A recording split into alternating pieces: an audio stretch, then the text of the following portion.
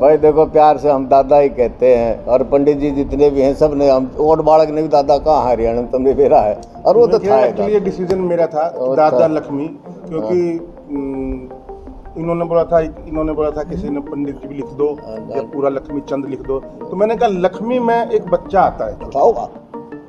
तो वहाँ कहते हैं कि उन्हें आकाशवाणी हुई, उन्हें महसूस हुआ कि भाई 11वें दिन तेरी मौत हो जाएगी, तेरे को सूचना देगी, जो कुछ करना हो कर लिए नजारा। तो उन्होंने बता दिया था ये सब कुछ, लेकिन हम तो खैर नहीं दिखा सकते क्योंकि इतना ज़्यादा लॉजिक और मतलब वो फैंटेसी टाइप है। वो मंच पर खड़े होकर जैसा जो बोलते थे वही छंद में तब्दील हो जाता है। किसी ने पूछा पब्लिक में कि पंडित जी आप कितनी देर में कविता तैयार करते हो, तो ये रागनी का क्या बनाना है। एक देसी बात है, मुंह बाया राग आया। क्या बात, जो कुछ मुख से निकाल दिया वो आपका यहाँ आने के लिए। आपने ट्रेलर देखे, टीजर देखे, बड़ा सराहा, बहुत अच्छा लगा। तो ये फिल्म है, फिल्म का नाम है दादा लक्ष्मी, और दादा लक्ष्मी जो है वो पंडित लक्ष्मीचंद जी की जीवनी है, उनकी बायोपिक है, उनकी लाइफ के बारे में है, उनके संघर्ष के बारे में है, स्ट्रगल के बारे में है कि कैसे वो दादा बनने तक, ब्रह्म ज्ञान तक पहुँचे। उसके पहले की यात्रा है। पार्ट 2 में दूसरी यात्रा आएगी। तो अपने साथ मैं पहले तो बता दूं, दादा लक्ष्मीचंद के जो बेटे थे, जो तुलेराम जी, उनके बेटे हमारे साथ बैठे हैं। देखिए, ये आज की तो बात है नहीं, उनको 77 वर्ष तो दुनिया छोड़े हुए हो चुके हैं। 1945 में वो चले गए थे, लेकिन जैसा अपने परिवार से सुना है कि उनको गॉड गिफ्ट था, जो भी था, किसी से उनको सुनने की या पूछने की जरूरत नहीं थी। जो उनके माइंड में, मस्तिष्क में आया वो बोल दिया, और वही सच हुआ। वो मंच पर खड़े होकर जैसा जो बोलते थे वही छंद में तब्दील हो जाता था। किसी ने पूछा पब्लिक में कि पंडित जी आप कितनी देर में कविता तैयार करते हो, तो ये रागनी का क्या बनाना है। एक देसी बात है, मुंह बाया राग आया। क्या बात, जो कुछ मुख से निकाल दिया वो मुंह बाया राग आया। क्या बात, उनकी तो बड़ी अनोखी बात थी। विष्णु जी, आप भी सांग करते हो, अलग अलग जगहों पर जाते हो। जो दौर हमने आज़ादी से पहले का देखा, जो हम अपने बुजुर्गों से सुनते आए हैं, अब जो दौर हम देख रहे हैं वो उसमें कितना फर्क आया है। देखो, एक तो कहते हैं दिन रात का, लेकिन यहाँ तो कई दिन रात का फर्क है अब तक। लेकिन मेरा तो अनुमान है कि दोबारा से फिर करे जाएगा सांग का। आज से 10 साल पहले को देखे और अब देखे तो काफी अंतर है। अब लोग फिर से सांग की तरफ चलने लगे। एक 90 का दशक था कि नया प्रचलन आया था गढ़वा बैंजो का, बड़ा सुपर हिट हुआ। 10-15 साल पब्लिक बड़ी उनकी दीवानी हुई, लेकिन आज वो थोड़ा डाउन में, सांग का क्रेज फिर से उछाल में। तुम्हारा तो अनुमान है जी कि सांग का क्रेज फिर दोबारा आएगा। कहावत है, नया 9 दिन पुराना 100 दिन।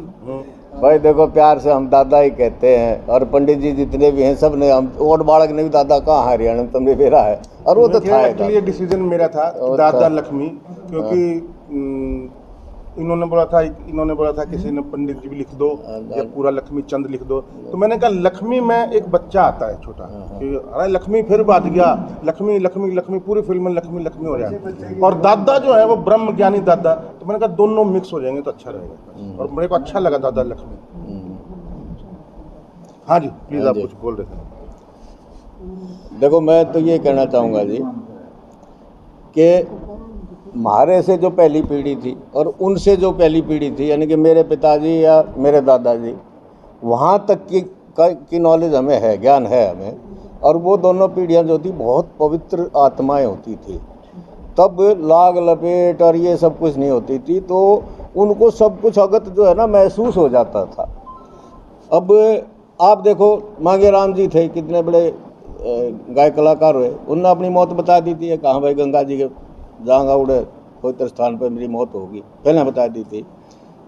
दादा लक्ष्मी की भी ये हकीकत है। अब आज की पब्लिक को ये समझाना, यकीन दिलाना कि भाई ऐसा हो सकता है चमत्कार, तो मुश्किल है थोड़ा सा, लेकिन ये वास्तविकता है। क्योंकि देवीराम जी हैं और डीएसपी हैं रामस्वरूप जी सुसाने में, 95 साल के भी जिंदा होंगे शायद, वो गवाह हैं इस बात के कि भाई आखिरी 3 दिन तक राम स्वरूप भी, देवीराम भी, मांगे राम भी, मतलब 6-7 आदमी सिर्फ इस वजह से 3 दिन तक दादा लक्ष्मी के साथ बैठे रहे।